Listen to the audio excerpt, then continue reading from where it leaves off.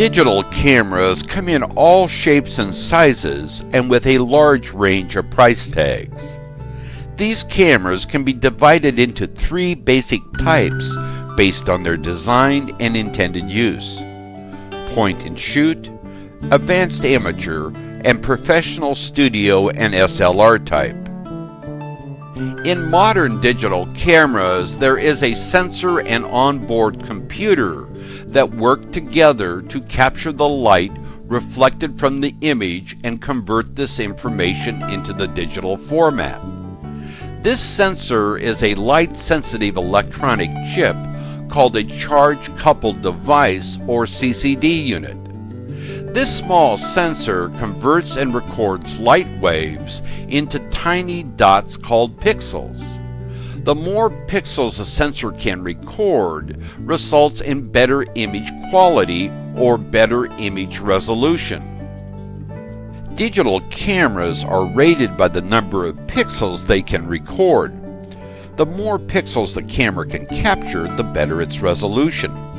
The rating number is typically given in millions of pixels or megapixels. Also, most cameras allow you to select the resolution needed for any given assignment. These settings are made in pixel resolution and can be 640 by 480, low for email and posting to the web, 1280 by 960, good size for test shots and getting to know your camera, 1600 by 1200, good size for standard assignments, 2048 by 1536 plus, best size for images that are going to be published. Digital cameras store their photos, for the most part, on removable memory devices. These devices are called memory cards and come in several types. The four most common are compact flash, smart media, memory sticks, and secure digital. In most cases, you'll use whatever your camera uses, as these memory devices are not interchangeable. I can't end this lesson without stressing the importance that you read the manual that came with your camera. After you fully understand your system, your camera will become just an extension of your own creative powers. I'm Brian Ratty for Digital Digest. Thanks for watching. Good luck and good shooting.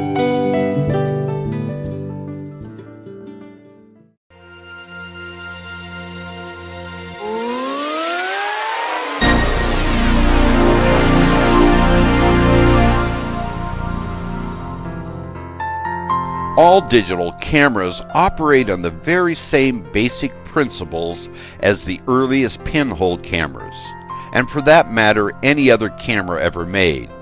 I think it helps to think of any camera as a light, tight box with a hole in it. The hole allows a certain amount of light to enter the box for a certain amount of time so that it can expose or create an image on a light-sensitive medium we call an electronic sensor or CCD unit, which is a charge-coupled device. Just think of this sensor as the eye in your camera that sees your image. But before this happens, the light has to be organized or focused by the lens. The lens is basically a metal barrel which contains several glass or plastic elements arranged in groups. These elements gather light reflected from the scene you're photographing, focus that light, and deliver it to the surface of the sensor where it can form the sharpest possible image. After the light has been focused by the lens, it travels to your light-sensitive CCD where it can expose or create your image.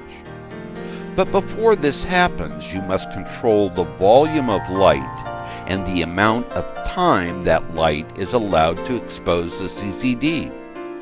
You control this light volume and time with f-stops and shutter speeds.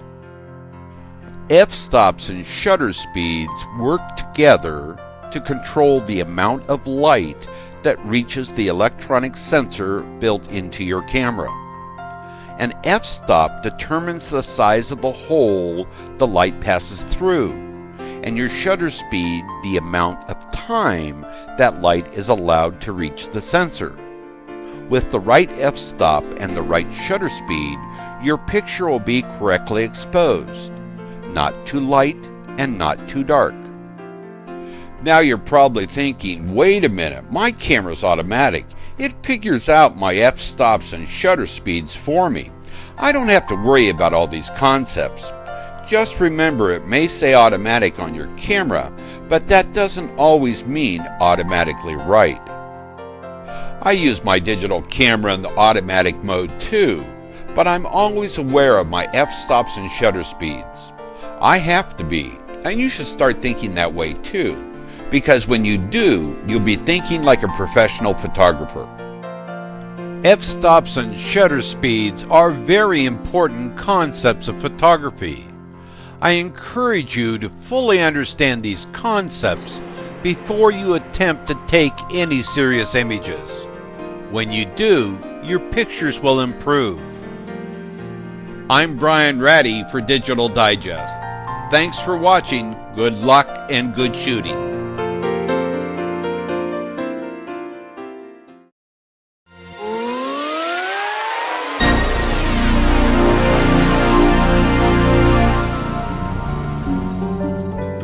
If you've used film-type cameras in the past, you know that film comes in different speeds. These film speeds are rated with an ISO number of 50, 100, 200, 400 and up. The smaller the ISO number, the less sensitive the film is to light. This light sensitivity rating system is incorporated in most digital cameras. Therefore, you select the ISO number you want to use before you expose your pictures. Usually, you'll find the ISO selection in the main menu on your camera. If you're shooting in bright sunlight, snow, or sand, you would select an ISO rating of 50 or 100.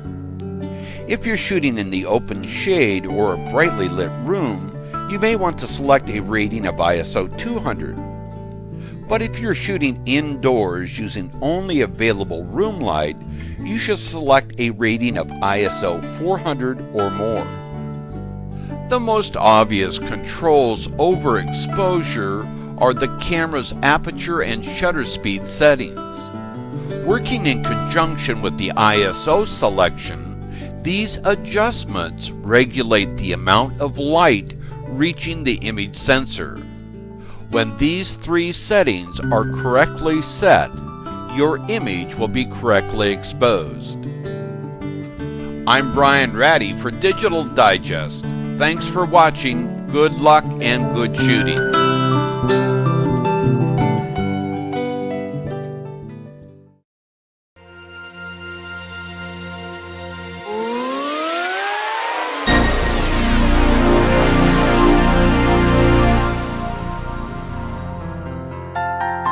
While digital cameras have only been in the consumer market since the 1980s, its technology really started after World War II with the first live broadcast of television. In 1951, Bing Crosby Laboratories introduced the first VCR, which recorded the electronic impulses of television onto a magnetic tape. By 1956, the VCR technology worked well, and it began to have a large impact on the television industry. This, tied in with the development of computers in the late 1950s, started the digital age. The next large step occurred with NASA in the 1960s. Before NASA sent astronauts to the moon, probes were sent to map the surface of the moon. These probes sent back analog signals to Earth. An analog signal is live data. NASA engineers soon found that the transmissions were too weak to compete with the natural radio sources in the cosmos.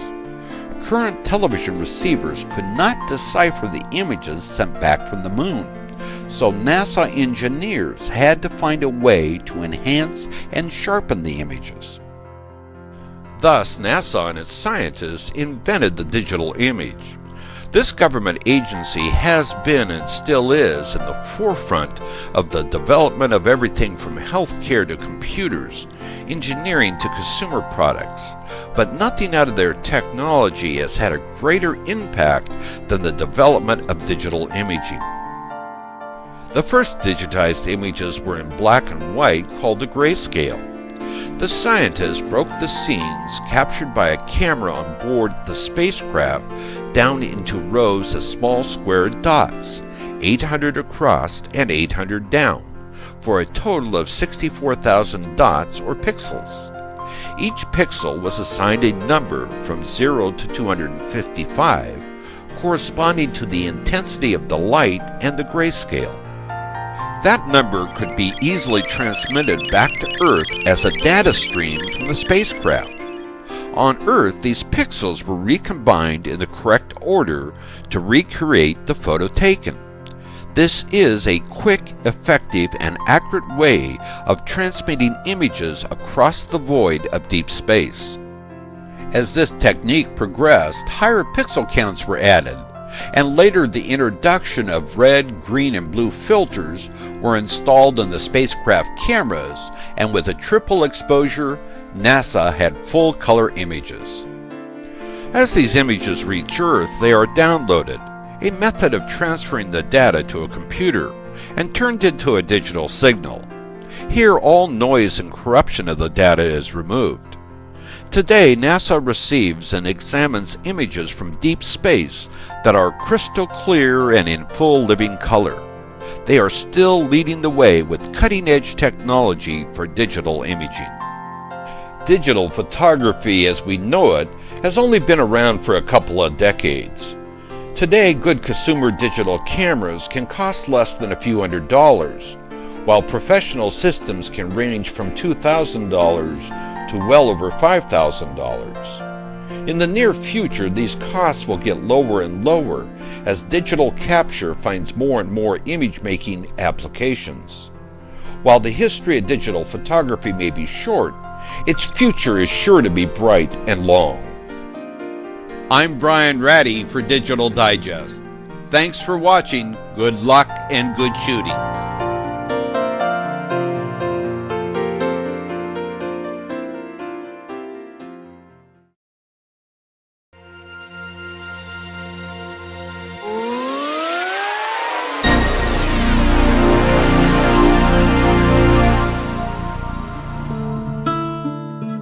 In modern digital cameras, there is a sensor and onboard computer that work together to capture the light reflected from the image and convert this information into the digital format.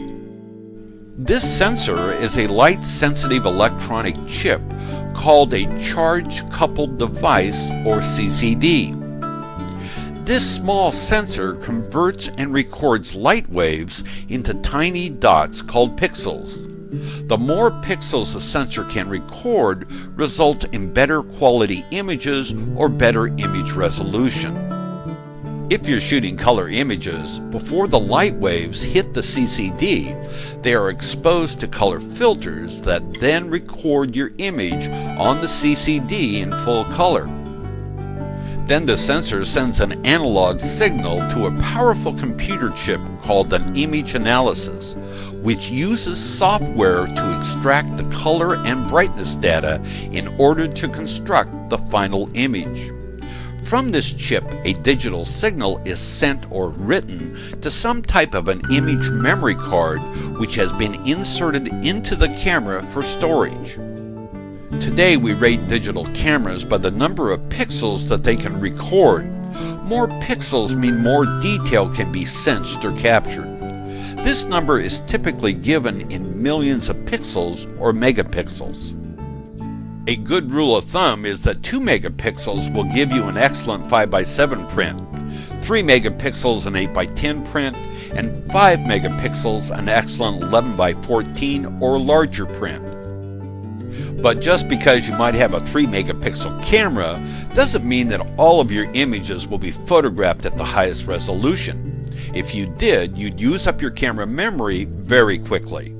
In fact, with most cameras, you can select the resolution needed for any given assignment. These settings are in pixel resolution and can be 640 by 480, 1280 by 960, 1600 by 1200, and 2560 by 1920 or higher.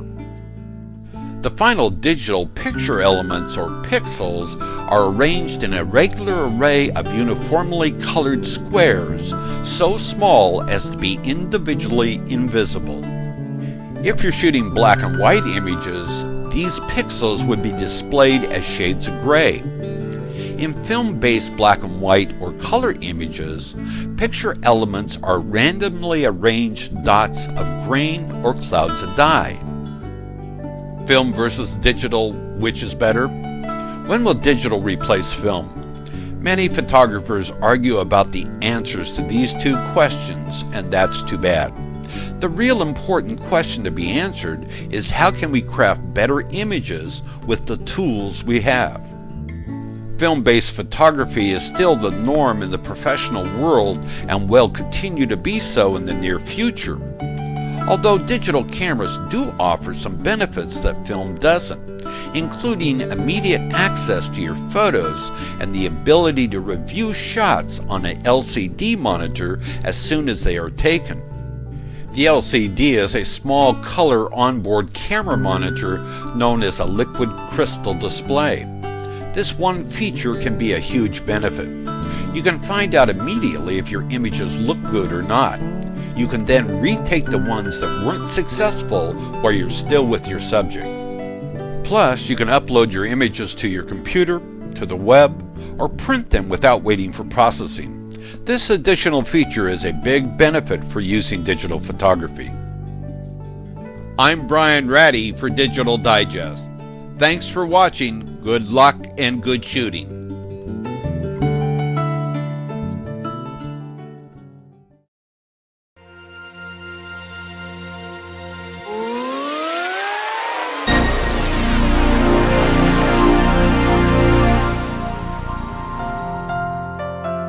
The automatic exposure control feature, or P for program mode, on your camera is a big benefit for about 8 out of 10 images you take.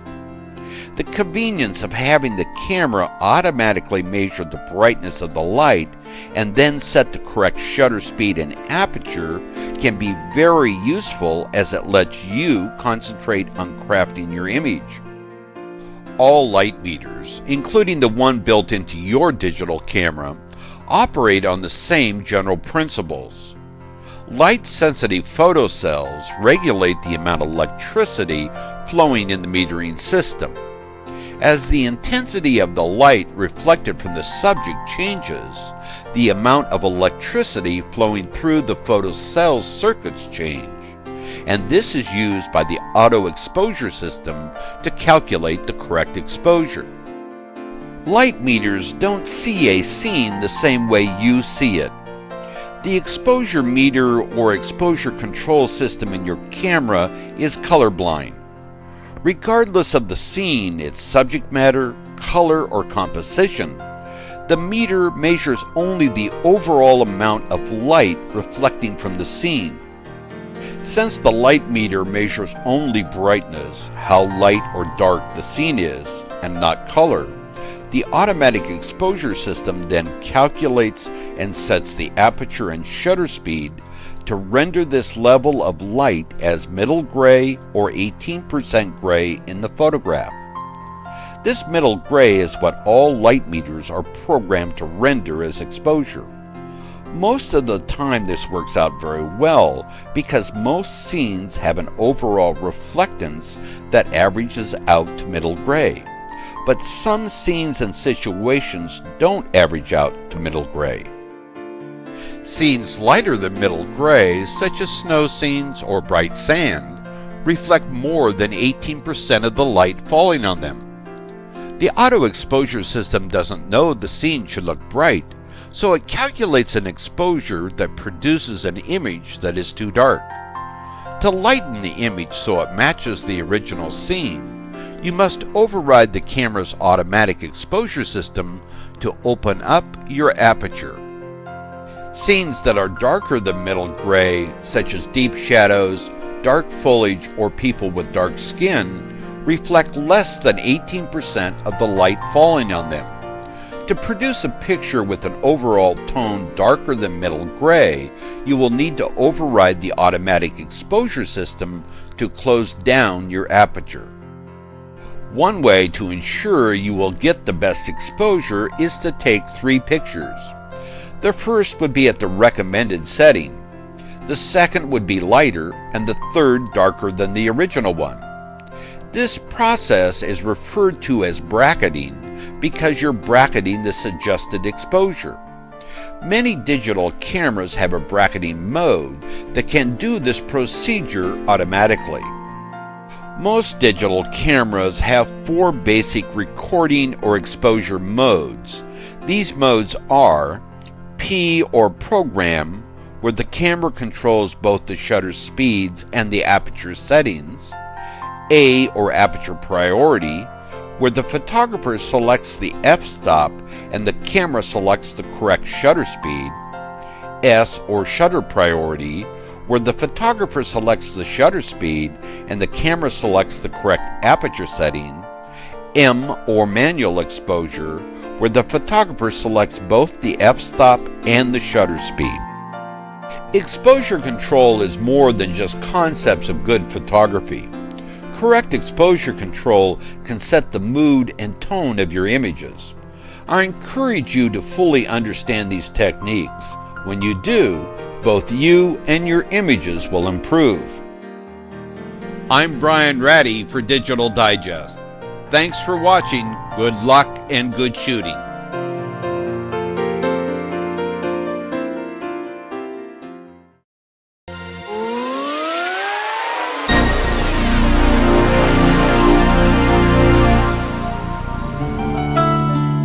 As a photographer, whether I'm crafting pictures for myself or for a client, I'm always directly involved in the design process.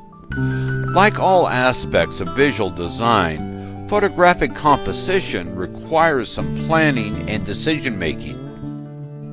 There are some basic rules and concepts that will help you in this planning and decision-making. The most fundamental rule you start with is what I call the rule of thirds and odds.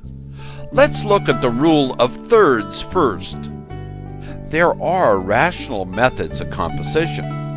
The most common is based on the golden mean, a system of proportions devised by the ancient Greeks.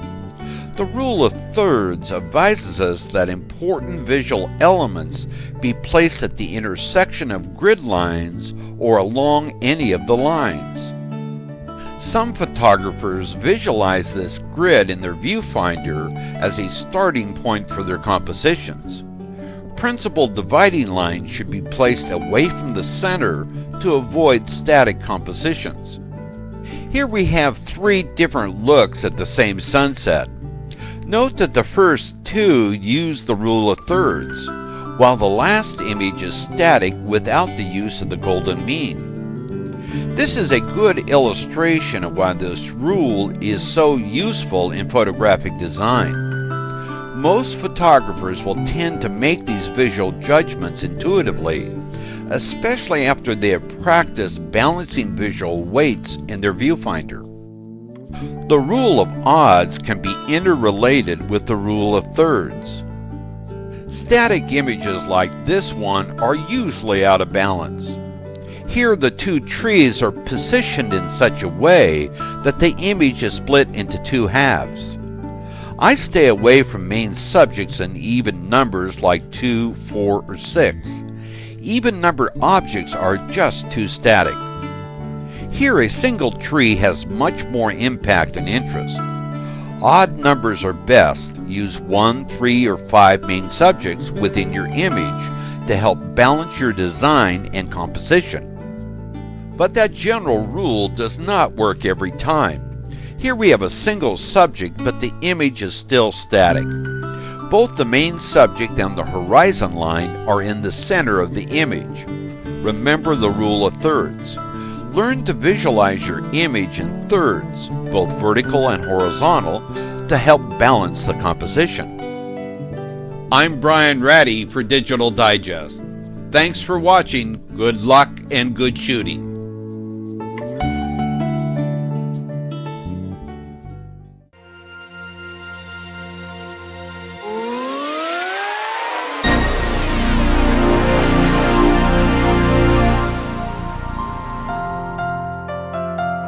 There are basically 3 computer file formats that a digital photographer can work with when crafting an image.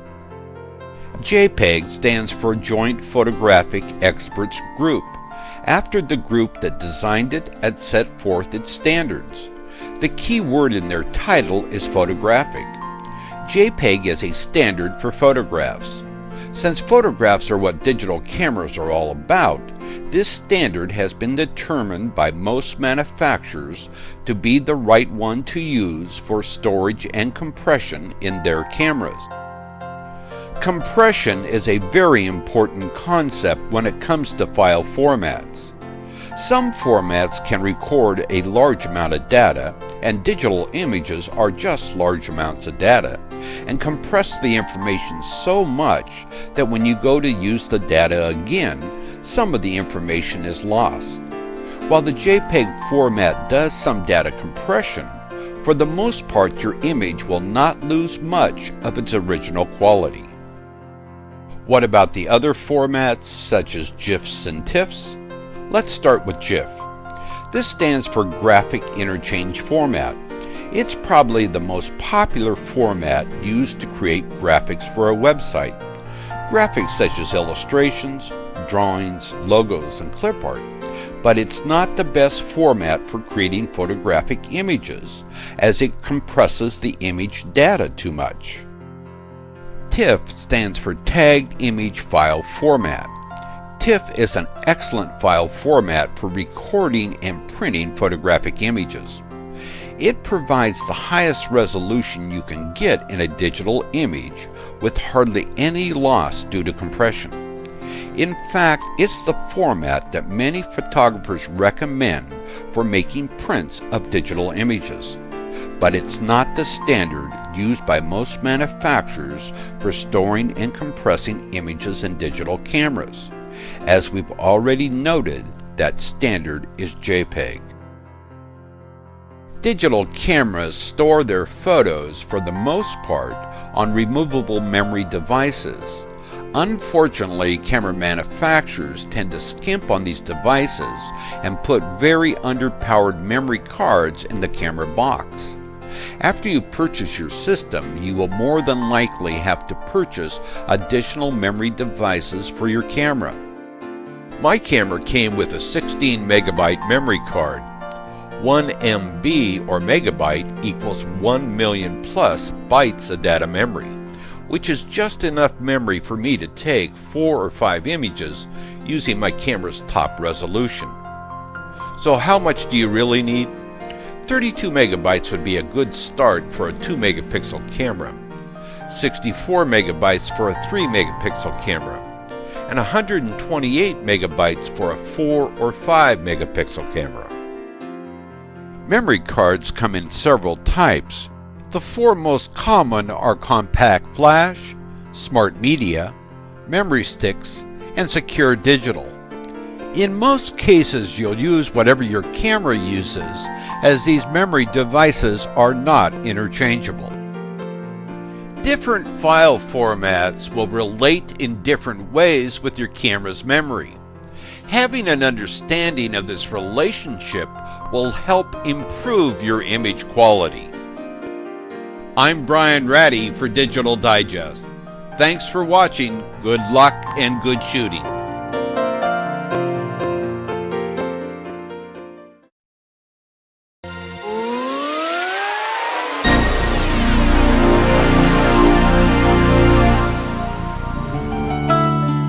No two digital models of cameras are the same.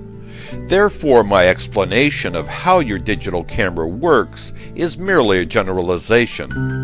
First, you should read and understand the complete description of how your camera works from the manual that came with your system. I like to think of using my digital camera as a simple 4-step process. All digital cameras have some kind of menu, one or more, which allows you to input information into your camera's electronics. Your camera may have a separate setup menu or incorporate the setup procedure within the main menu. This camera setup is where you set your language settings, time and date, select folders for image storage, format any memory devices, etc. Think of the camera setup as the basic information your camera needs to get started. The main menu of your camera, what I call the shooting mode menu, is where you set up specific information the camera needs to know to perform correctly. This information could include what media speed you want to shoot in, ISO 100, 200, 400. This setting tells the CCD how sensitive it will be to light.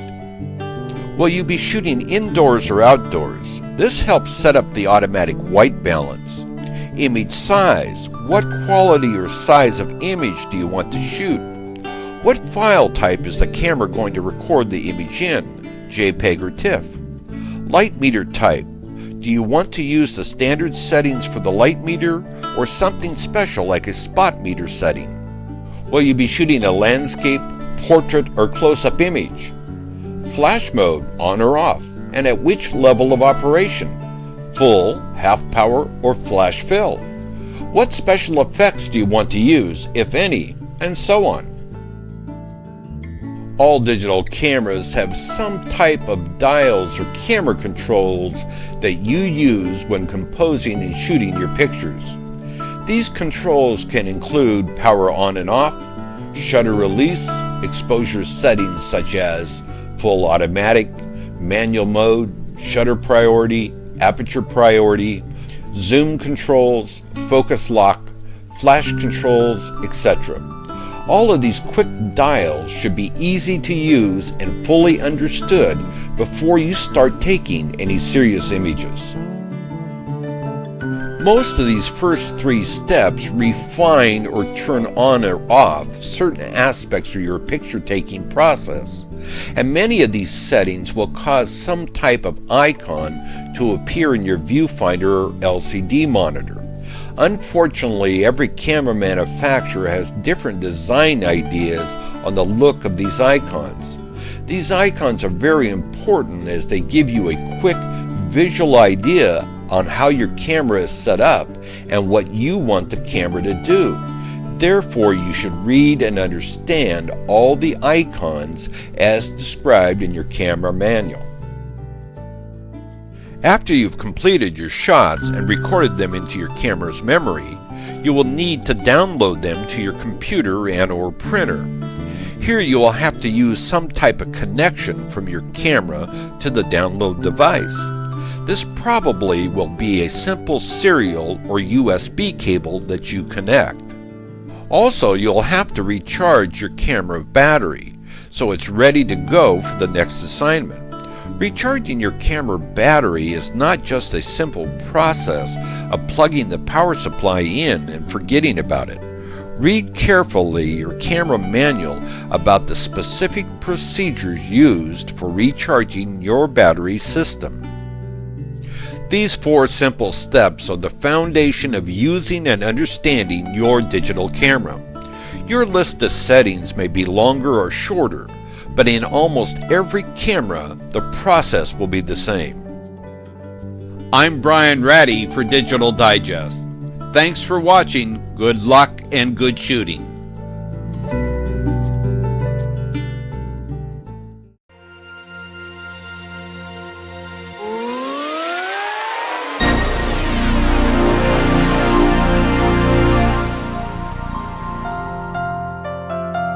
For many photographers, control of color is just a process of casual selection. We point the camera at colors we like and often get beautiful results. But in order to deliberately control and modify color, the photographer has to understand and depend on 3 things: the color of the light itself, the color of the subject we photograph, and the color potential or white balance of the CCD in our camera. We do know that candlelight, sunsets, and sunrises are warm or yellow, and that at high noon on a bright sunny day looks a little cool or blue. In between the warm and cool light is a whole spectrum of light colors that are rated in Kelvin temperature or K settings. Yellow light is about 3200 K, while bright sunlight at high noon is about 8000 K. The sensor in digital cameras can't tell the difference between 3200 K light and 8000 K light. Therefore, we have to white balance the camera to tell it that the color white looks like this using these lighting conditions. The white balance programs the camera memory to see white and all other colors correctly using this lighting setup. While most cameras have an automatic white balance, that doesn't always mean automatically right. Many cameras offer a manual white balance feature where the photographer zooms the lens into a white object or white card and then sets the camera white balance. This is my preferred method of white balance. I'm Brian Ratty for Digital Digest. Thanks for watching. Good luck and good shooting.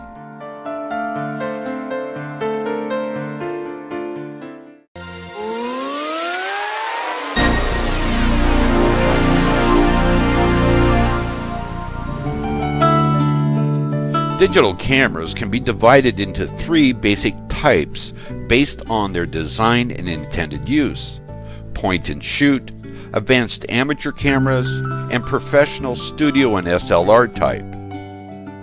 Basic point and shoot cameras are low priced and often very low in megabytes as well. They have limited zoom ranges for lenses and are mostly automatic with few manual controls. They can be a good start for understanding digital cameras, but most serious photographers will find them limiting. These cameras also tend to be very small and compact.